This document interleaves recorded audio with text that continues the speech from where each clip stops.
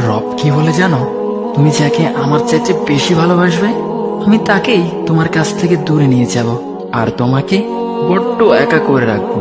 তিনি আরো বলেন, কখনো বলবে না যে তাকে ছাড়া আমি বাঁচবো না, কিন্তু আমি তোমাকে তাকে ছাড়াই বাঁচাবো। পিছনে সব আবেগ কেড়ে নিয়ে তোমাকে দিব্যির সামনে এগিয়ে নিয়ে যাব। তুমি কি দেখো নি, ঋতুরাও যে 2 মাস পর পর বদলাতে থাকে, ছায়া দেয়া গাছের পাতাও তো শুকিয়ে যায়, আর যখন সবর হারিয়ে ফেলে তখন ঝরে পড়ে। কিন্তু তোমার রব তো ধৈর্যশীল ও পরম দয়ালু। তিনি তো সেই ঝরে যাওয়া পাতার ঢাল থেকেও সবুজ পাতা গজান। তুমি কি দেখছো না তোমার স্রষ্টার এই নিদর্শন?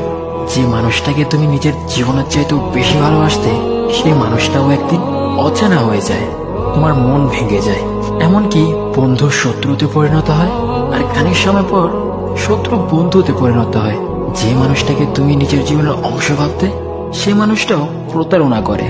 বুঝি না, এত কিছু হওয়ার পরেও তুমি তোমার রবকে বাদ দিয়ে সেই মানুষগুলোর উপরই ভরসা করো, যারা তোমাকে প্রতিনিয়ত কষ্ট দিয়েছে।